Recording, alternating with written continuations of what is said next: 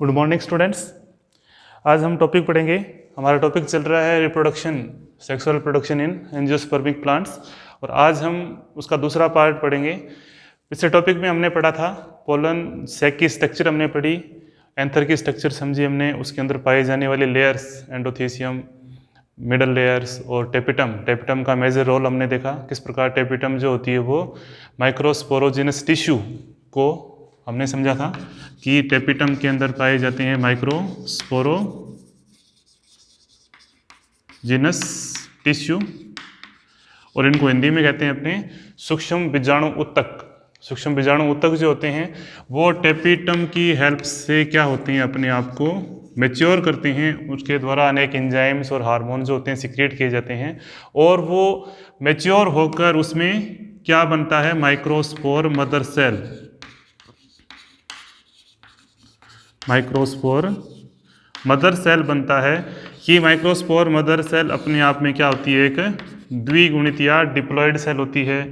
ये भी diploid cell होती है, ये भी डिप्लॉयड सेल होती है, लेकिन अधिकतर इसके अंदर अनेक न्यूक्लियस भी पाए जाते हैं। कुछ कंडीशन में यहाँ पर हम देख सकते हैं टेपिटम जो होती है वो मल्टी न्यूक्लिएटेड सेल भी होती है, और मोस्टली ये डिप्लॉयड सेल होती है। अब होगा क्या, देखो ये माइक्रोस्पोर मदर सेल हमने आगे देखा। माइक्रोस्पोर मदर सेल में फिर क्या होता है, मियोसिस या अर्धसूत्री विभाजन। मियोसिस होने के बाद ये माइक्रोस्पोर मदर सेल जो होता है वो 4 हैप्लॉइड माइक्रोस्पोर में बदल जाता है। 4 हैप्लॉइड माइक्रोस्पोर में बदल जाता है, जिसी को हम क्या बोलते हैं, पोलन ग्रेन्स बोलते हैं, या हिंदी में इसको बोलते हैं परागकण। सूक्ष्म बीजाणु या लघु बीजाणु, और इसको बोलते हैं हम परागकण।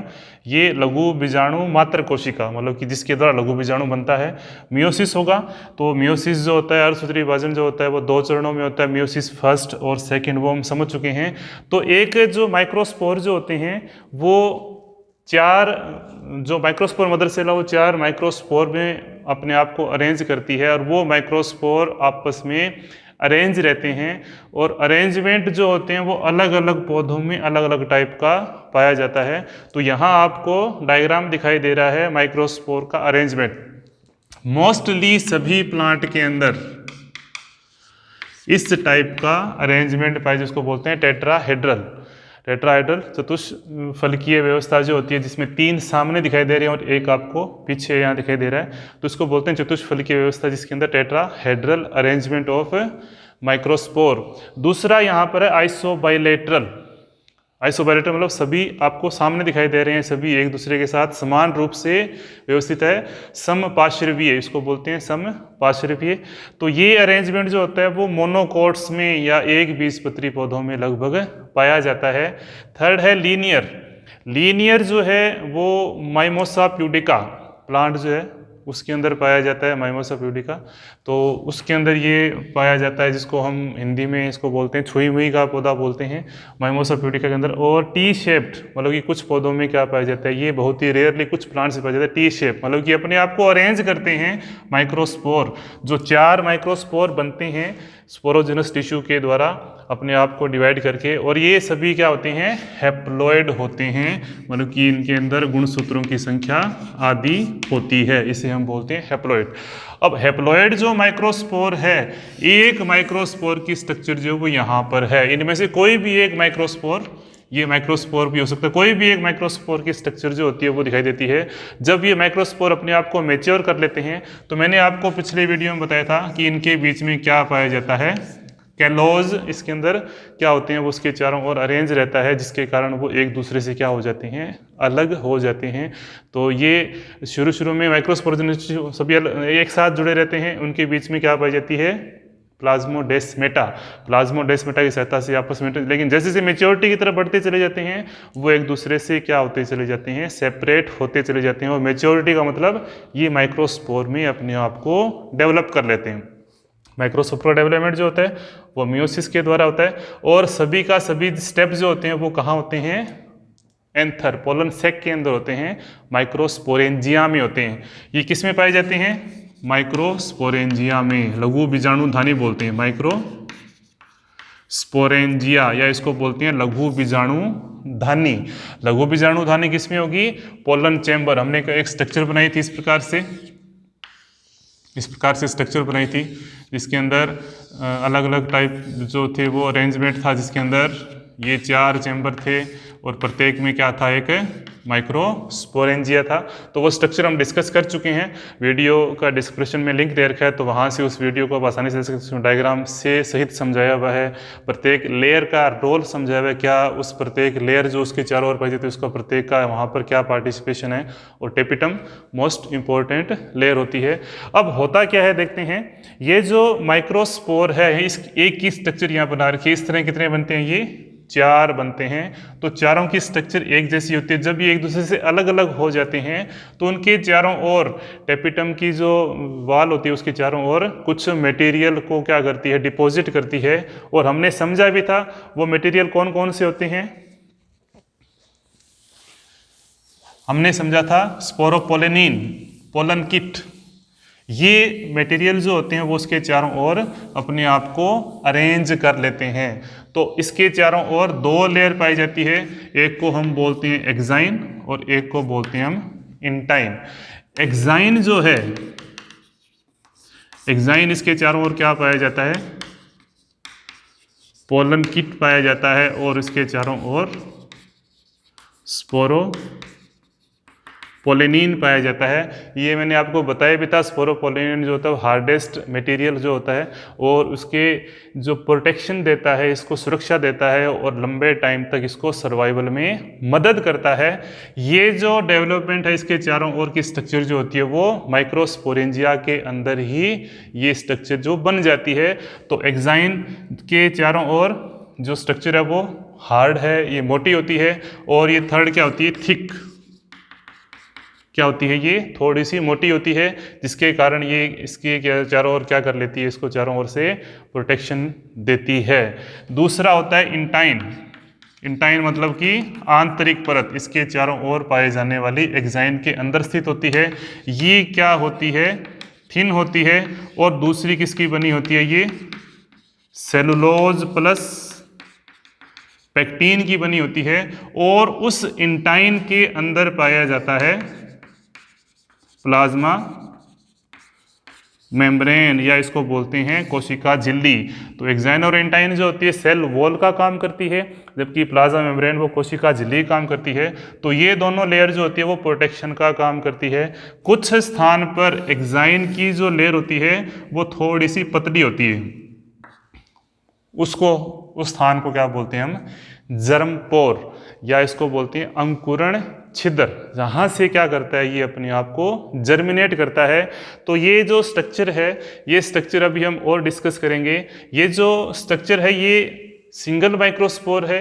सिंगल माइक्रोस्पोर में जब आगे डेवलपमेंट होता है तो वो डेवलपमेंट माइक्रोस्पोरेंजिया में ही होता है, मतलब कि ये माइक्रोस्पोरेंजिया या पोलन सैक के अंदर ही इसका डेवलपमेंट होता है। अब होगा क्या? ये जो इसके अंदर जो इंटाइन है, इंटाइन के अंदर इसके वैक्यूल्स है, रिक्तिकाएं हैं, और कुछ फूड मटेरियल इसमें रिजर्व रहता है, और इसके पास एक न्यूक्लियस पाया जाता है। वो न्यूक्लियस सिंगल न्यूक्लियस हैप्लॉइड है। तो इसमें गुणसूत्रों की संख्या क्या होती है? अपने पेरेंटल जो मात्र पादप है उससे क्या होती है? आधी ही होती है, क्योंकि वो मियोसिस से या अर्धसूत्री विभाजन से बना है। अब पोलन ग्रेन में क्या होता है? जर्मिनेशन होता है, डेवलपमेंट होता है, और डेवलपमेंट होने के बाद में इसमें माइटोसिस होता है। माइटोसिस मीन्स समसूत्री विभाजन। तो 2 प्रकार की सेल बनती है, एक सेल बड़ी और एक सेल छोटी। 2 सेल बनती है। एक सेल को हम बोलते हैं वेजिटेटिव सेल या कायिक कोशिका, और दूसरी को हम बोलते हैं जनरेटिव सेल या जनन कोशिका। वेजिटेटिव सेल जो होती है वो लार्ज होती है और फूड रिजर्व रहता है, इसमें फूड मटेरियल रिजर्व रहता है, और इसका न्यूक्लियस जो होता है वो इर्रेगुलर शेप में होता है, मतलब कि इसके शेप जो होती है निश्चित नहीं होती, बड़ी कोशिका होती है, इसके अंदर फूड मटेरियल रिजर्व रहता है। ये जब पोलन ग्रेन अपने आप को जर्मिनेट करता है तो उस फूड मटेरियल को ये जर्मिनेशन के समय, अंकुरण के समय यहाँ से रिजर्व फूड के रूप में अपने आप को वहाँ से ये लेते हैं। जनरेटिव सेल जो होती है वो स्मॉल होती है और इसका न्यूक्लियस भी क्या होता है, छोटा होता है। न्यूक्लियस भी क्या होता है इसका, छोटा होता है। और जनन कोशिका मेजर रोल प्ले करती है, इसका रोल हम समझेंगे आगे। यहाँ से यहाँ तक का डेवलपमेंट, मतलब कि ये डेवलपमेंट हैप्लॉइड माइक्रोस्पोर बने, 4 माइक्रोस्पोर बने, चारों माइक्रोस्पोर में प्रत्येक में क्या होंगे, फिर आगे डेवलपमेंट होगा। तो यहाँ पर एक माइक्रोस्पोर के चारों ओर एक्साइन इंटाइन बनी, एक्साइन के फॉर्मेशन हमने समझा टेपिटम के द्वारा स्पोरोपोलिन पोलिनेट की फॉर्मेशन हो जाती है। ये जो डेवलपमेंट है, ये डेवलपमेंट जो है वो डेवलपमेंट पोलिनेशन से पहले ही हो जाता है, मतलब कि इस डेवलपमेंट को हम क्या बोलते हैं, बिफोर पोलिनेशन। ये जो पोलिनेशन, इसे हम क्या बोलते हैं, बिफोर पोलिनेशन, मतलब कि ये परागण से पहले ही या उसके पराग कोश के फटने से पहले ही उसमें डेवलपमेंट हो जाता है। इसे बोलते हैं 2 cell stage of pollen grain. Pollen grain की 2 कोशिकीय अवस्था जो होती है वो कहाँ होती है, पोलन सैक में, इन पोलन सैक, मतलब कि अपने आप को ये जर्मिनेट करना, अंकुरण करना शुरू कर देता है। पोलन सैक में ही डेवलपमेंट हो जाता है इसका जो सारा जो जर्मिनेशन है वो 2 सेल स्टेज के अंदर पोलन सैक में होता है। इसलिए हम इसको बोलते हैं इन सिटू जर्मिनेशन, या इसको हिंदी में बोलते हैं सब स्थानीय अंकुरण। जहां वो बनी वहीं वो अंकुरित हुई, मतलब कि जहां वो बन रही है, बन कहाँ रही है, ये पोलन सैक में, एंथर के अंदर बन रही है, एंथर के अंदर बन रही है, तो वहीं पर वो अपने आप को अंकुरित कर लेती है और लगभग 2 सेल स्टेज में अपने आप को डेवलप कर लेती है। 2 cell stage in situ germination, मतलब कि germination in pollen sac, in situ मतलब कि सब स्थाने। एक होता है एक्स सीटू, एक्स सीटू मतलब बाहर के स्थान पर, अपने मूल स्थान से बाहर कहीं जर्मिनेट होता है, उसे हम बोलते हैं एक्स सीटू जर्मिनेशन। अपने मूल स्थान के अंदर ही वो जर्मिनेट हुई, वहीं पर अपना जर्मिनेशन पूरा कर लेती है, तो उसे हम क्या बोलते हैं, इन सिटू या सब स्थानीय अंकुरण। और वो 2 सेल की अवस्था में अपने आप को बदल लेती है। और सेल जब 2 सेल की अवस्था में अपने आप को बदल लेता है तो फिर उस पराग कोश में क्या होता है, स्फुटन होता है, फट जाता है और डिफरेंट पोलन ग्रेन जो होती है वो वातावरण के अंदर बिखर जाती है। कुछ पौधे के ऊपर गिर जाती है और कुछ हल्के होते हैं तो वो वातावरण में उड़ जाते हैं। यदि दूसरा पुष्प उसके नज़दीक है तो दूसरे पुष्प पे गिर जाएगी, यदि नहीं है तो वो नीचे ज़मीन पर गिर जाएगी। अब यदि उस फ्लावर के ऊपर गिर गई है तो किसी कीट, कोई मक्खी, मच्छर, कोई कीट, इंसेक्ट उसके ऊपर आकर बैठेगा तो वो पोलन ग्रेन उसके ऊपर पैरों पर चिपक जाएंगे और वो फिर परागण की प्रक्रिया में हेल्प करेंगे।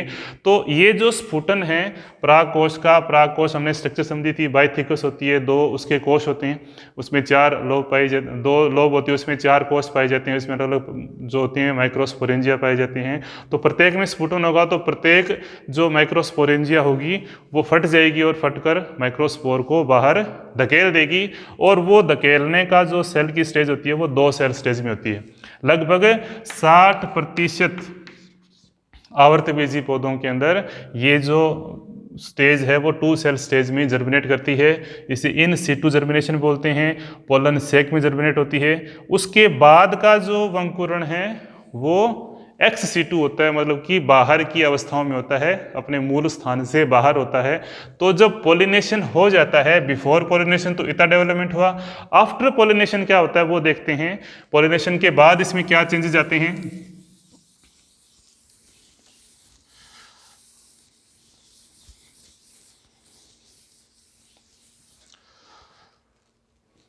ये क्या था, ये डेवलपमेंट कब तक था, बिफोर पोलिनेशन। ये कहाँ हुआ, ये बिफोर पोलिनेशन, यहाँ लिख लेते हैं इसको। ये डेवलपमेंट जो है वो कहाँ हुआ, बिफोर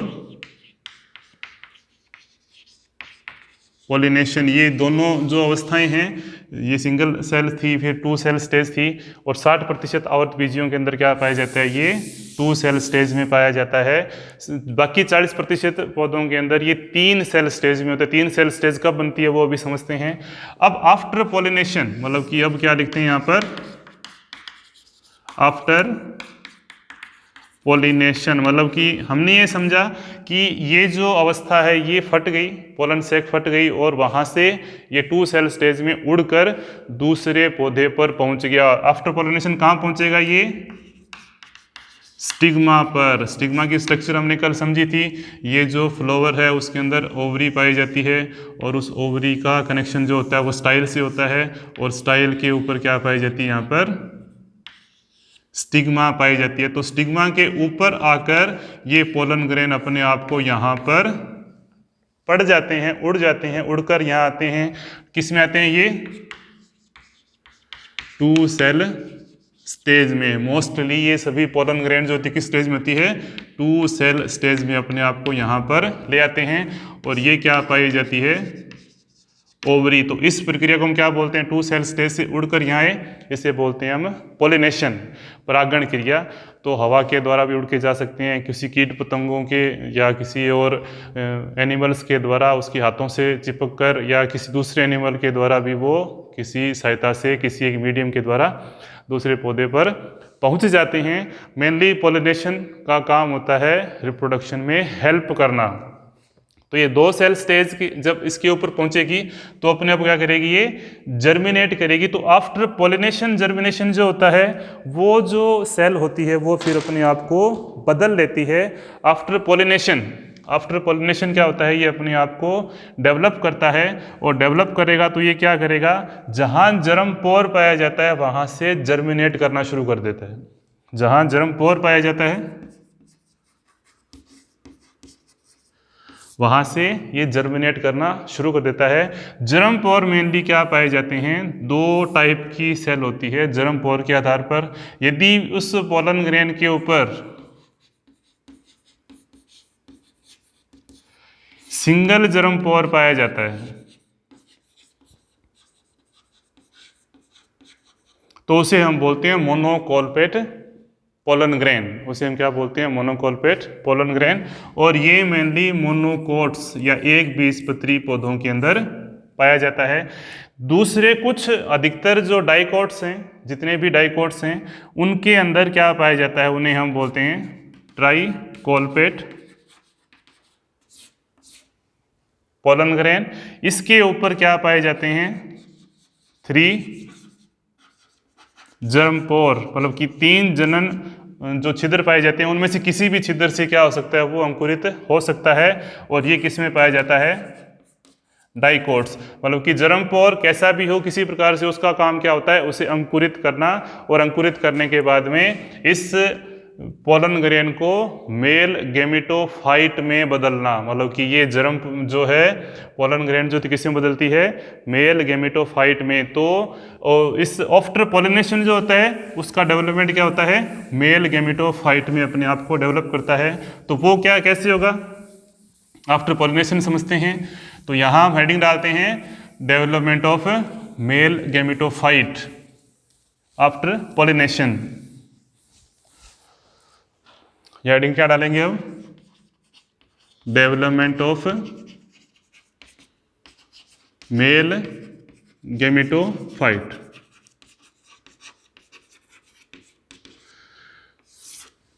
ये 2 सेल स्टेज कहां पहुंचा, कार्पल पर पहुंच गया। कार्पल पर पहुंचा, carpel means female sex organ पर पहुंचा, और कार्पल की कहां पहुंचा, ये स्टिग्मा पर वर्तिकाग्र पहुंचा। किस प्रक्रिया के द्वारा पहुंचा, ये पॉलिनेशन के द्वारा पहुंचा। और पॉलिनेशन के बाद ये क्या होती है, अपने आप को डेवलप करती है। और डेवलप करने का मतलब ये इसके ऊपर अंकुरित होना स्टार्ट हो जाती है। अंकुरित होने का स्टार्ट का मतलब जहाँ जर्म पोर पाया जाता है वहाँ से जनरेटिव सेल की ओर पाया जाता है। तो जनरेटिव सेल वाले स्थान से क्या करता है, ये अपने आप को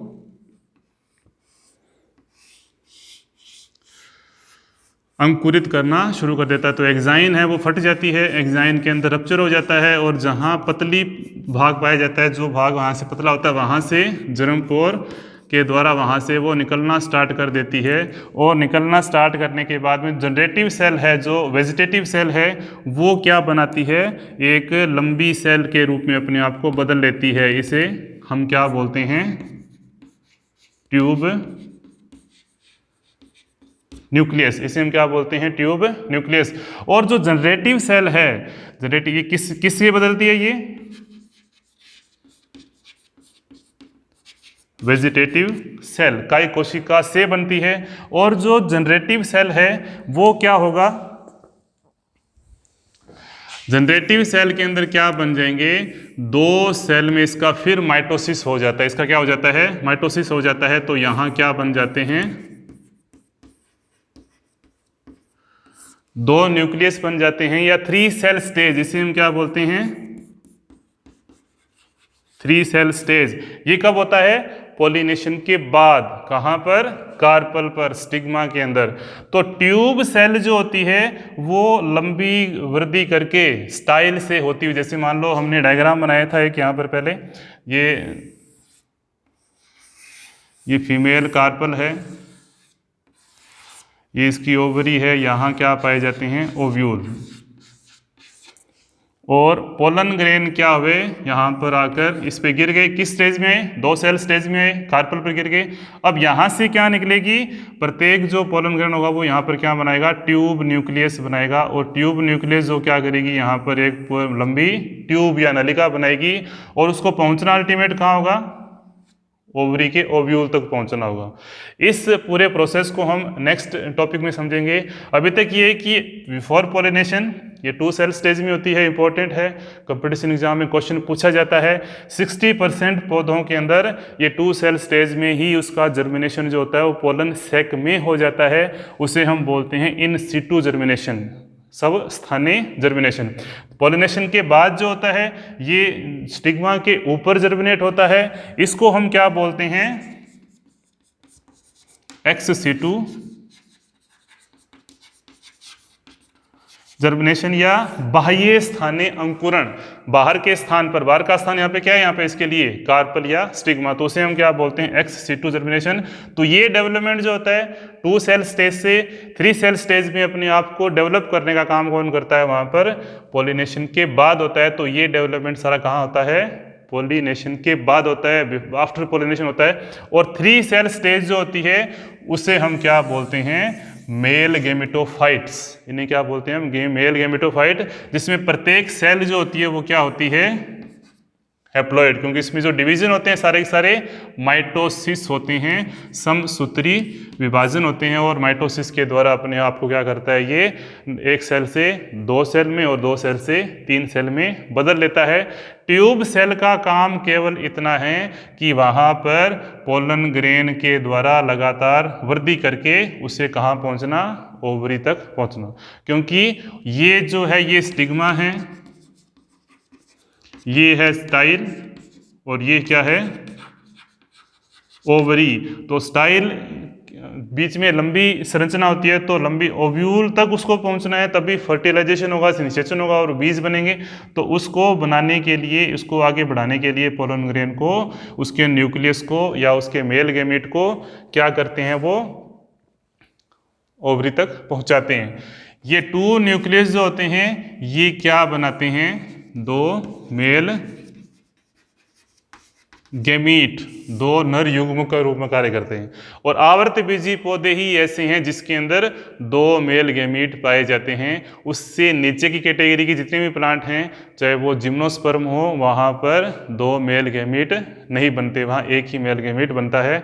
तो आवर्तबीजी पौधों का, एंजियोस्पर्मिक प्लांट का ये स्पेशल करेक्टर होता है जिसके अंदर 2 मेल गैमीट बनते हैं। और इनकी अलग से इंपॉर्टेंस है, इनका महत्व है, 2 मेल गैमीट क्यों बनते हैं, इनकी आवश्यकता क्या है, तो हम आगे नेक्स्ट टॉपिक में पढ़ेंगे। पहले हम फीमेल स्ट्रक्चर पढ़ेंगे, ओवरी की स्ट्रक्चर समझेंगे, ओव्यूल की स्ट्रक्चर समझेंगे, और स्टिग्मा स्टाइल की स्ट्रक्चर समझेंगे। पूरे कार्पल की स्ट्रक्चर को हम डिटेल में, जैसे हमने पोलन ग्रेन को समझा, पोलन सैक को समझा, माइक्रोस्पोरेंजिया को समझा, उसी प्रकार से नेक्स्ट वीडियो में हम इसकी स्ट्रक्चर को समझेंगे। और उसके बाद हम जिस प्रकार हमने डेवलपमेंट ऑफ मेल गेमेटोफाइट, ये क्या है, एक मेल गेमेटोफाइट है, इसका अंकुरण कहाँ होता है, कार्पल के ऊपर होता है, जिसके अंदर 2 मेल न्यूक्लियस और एक ट्यूब न्यूक्लियस पाया जाता है। इसको बोलते हैं नलिका केंद्रक। ये नलिका बनाने का काम करता है और ये 2 मेल लिगामेंट्स होती हैं वो फर्टिलाइजेशन में हेल्प करते हैं। तो ये सारा काम जो है इसका डेवलपमेंट जो होता है उसे हम डेवलपमेंट ऑफ मेल गेमेटोफाइट, इसे हम बोलते हैं नर युग्मोद्भिद। ये डेवलपमेंट हो जाता है। नेक्स्ट वीडियो में हम समझेंगे फीमेल ऑर्गन की स्ट्रक्चर, फीमेल ऑर्गन के अंदर फीमेल गेमेटोफाइट कैसे बनता है वो स्ट्रक्चर समझेंगे। वहाँ पर किस किस सेल की कितनी संरचना बनती है वो हम डिटेल में समझेंगे। कंपटीशन एग्जाम के हिसाब से क्वेश्चन पूछे जाते हैं, ये क्वेश्चन इसमें लगातार पूछे जाते हैं। एक स्ट्रक्चर जो है वो यहाँ समझना जरूरी है हमारे लिए। मेनली पोलन ग्रेन जो है वो अपने आप को अरेंज करती है, सिंगल पोलन ग्रेन बनती है। लेकिन कुछ पौधे ऐसे होते हैं जहाँ पर पोलन ग्रेन एक पाउच में बंद होती है। कैलोट्रोपस प्रोसेरा प्लांट है, उसकी स्ट्रक्चर को यहाँ पर पोलन ग्रेन को कंबाइंड एक थैली के अंदर बंद कर लेते हैं और उस थैली को हम बोलते हैं पोलिनियम। पोलिनियम जो होते हैं वो कार्पस्क्यूलम के द्वारा अपने आप को पौधे के साथ जोड़ा रहता है। तो पोलन ग्रेन जो होती है वहाँ पर पोलन सैक की बजाय कार्पस्क्यूलम जो होता है वो उड़कर दूसरे स्थान पर जाता है और पोलिनियम वहाँ पर जाकर फटकर पोलन ग्रेन को क्या करती है, वहाँ पर जर्मिनेट होगी, कहाँ पर, स्टिग्मा के ऊपर। तो ये सिंगल पोलन ग्रेन, लेकिन यहाँ पर बहुत सारे पोलन ग्रेन जो होते हैं वो एक कंबाइंड स्ट्रक्चर में बंद रहते हैं, उसे हम क्या बोलते हैं, पोलिनियम। और ये किस में पाया जाता है, कैलोट्रोपिस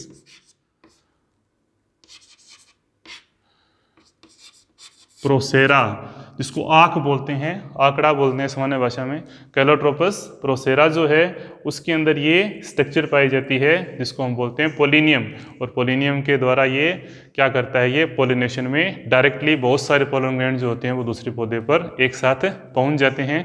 तो अलग अलग तरीका है पौधों में पोलिनेशन करने का, तो पोलिनेशन भी हम पढ़ेंगे अलग से। पहले हम स्ट्रक्चर समझेंगे नेक्स्ट वीडियो में ये, और उसके बाद हम समझेंगे फीमेल गेमेटोफाइट का डेवलपमेंट। आज हमने समझा स्ट्रक्चर ऑफ पोलन ग्रेन और स्ट्रक्चर ऑफ मेल गेमेटोफाइट किस प्रकार बनता है। ये दोनों सेल पोलिनेशन से पहले डेवलप होती है, इसे हम इन सीटू डेवलपमेंट बोलते हैं। पोलन सैक के अंदर ही डेवलपमेंट हो जाता है। जर्मिनेशन कब होगा, आधा डेवलपमेंट जो होता है वो पोलिनेशन के बाद होता है, उसे हम बोलते हैं ex situ germination. 2 cell stage जिसको इन सीटू बोलते हैं, 3 सेल स्टेज एक्स सीटू बोलते हैं। 60% पौधों के अंदर इन सीटू होता है, बाकी अधिकतर 40% पौधों के अंदर वो 3 सेल स्टेज में ही क्या कर लेता है, यहाँ पर अपने आप को पोलिनेशन के से पहले ही अपने को 3 सेल स्टेज में बदलकर फिर वो वहाँ पर स्टिग्मा तक पहुँचता है। तो आज के लिए इतना ही। यदि वीडियो पसंद आई है तो प्लीज़ लाइक और सब्सक्राइब करें। धन्यवाद।